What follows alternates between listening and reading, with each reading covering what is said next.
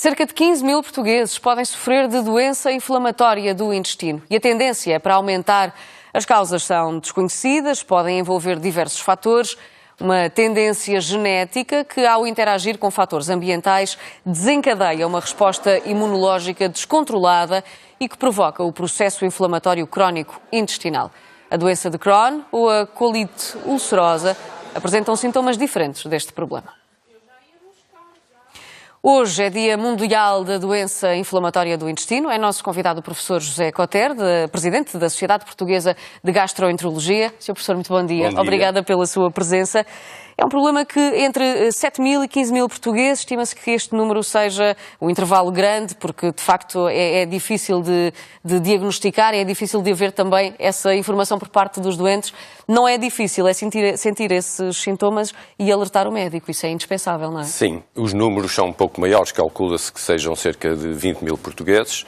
Todos os anos na Europa aparecem cerca de 100 mil novos casos de doença inflamatória intestinal. E, de facto, o que é grave é que isto é uma doença crónica, uma doença que, se bem tratada, pode trazer uma boa qualidade de vida aos seus portadores, mas, efetivamente, tem de se fazer um diagnóstico atempado e, fundamentalmente, uma terapêutica precoce para evitar as complicações tardias que estas doenças trazem, com uma enorme repercussão na qualidade de vida dos doentes.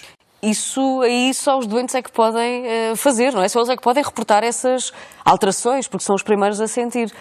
O que é que devem exatamente, a que é que devem estar atentos? Os sintomas podem ser variáveis, mas também tem de haver uma sensibilidade muito grande da parte dos médicos assistentes, nomeadamente dos médicos de família, que são habitualmente a quem os doentes acorrem em primeira instância.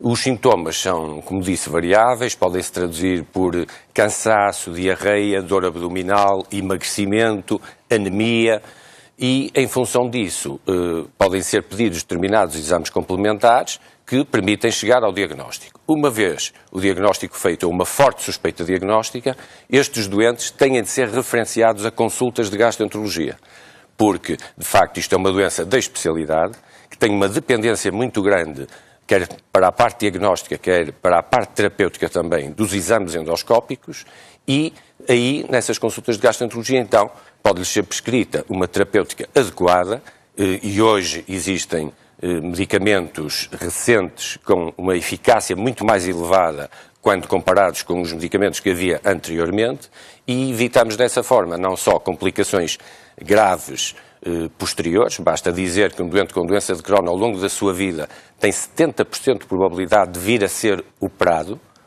e estas cirurgias não são muito elevada, e estas cirurgias não são curativas, são apenas para tratar complicações.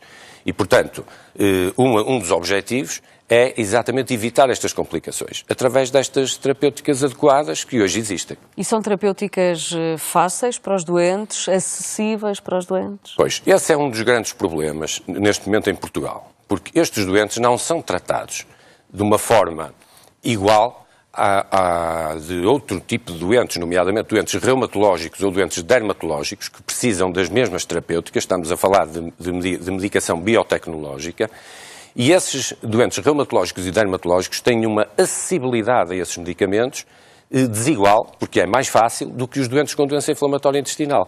Ora, esta falta de equidade, que a Sociedade Portuguesa de Gastroenterologia já alertou atempadamente o Ministério da Saúde para a sua existência e que importa corrigir, porque, além do mais, não cumpre os princípios da Constituição da equidade dos doentes, na acessibilidade dos doentes aos cuidados de saúde, dificulta, até certo ponto, o tratamento destes doentes, porque eles têm de ir obrigatoriamente a consultas hospitalares, e sabe-se que há algumas dificuldades, nomeadamente a nível dos hospitais, porque os especialistas de gastroenterologia não têm sido repostos nos hospitais com a premência que isso deveria ter.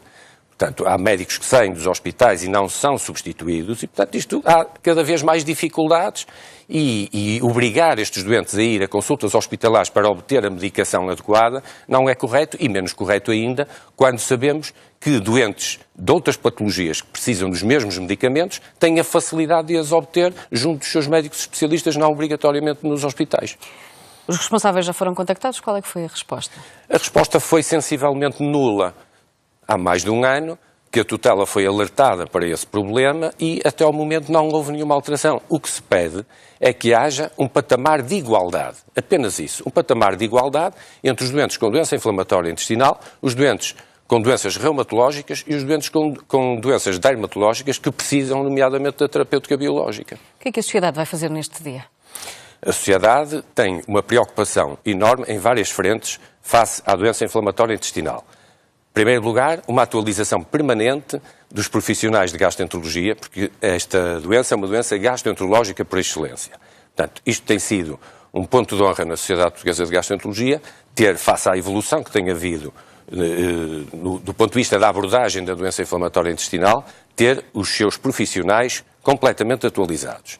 Em segundo lugar, sensibilização dos médicos de família, porque torna-se importante um diagnóstico tão precoce quanto possível para não deixar deteriorar as condições do doente e para referenciar precocemente estes doentes a consultas de gastroenterologia. E, em terceiro lugar, também contribuir junto com os doentes para uma sensibilização da tutela para problemas que é preciso resolver, como este que acabei de falar, e que, na realidade, até ao momento, não se vê resolvido. Professor José Cotter, obrigada pela sua presença. Foi um prazer. Bom dia, obrigada.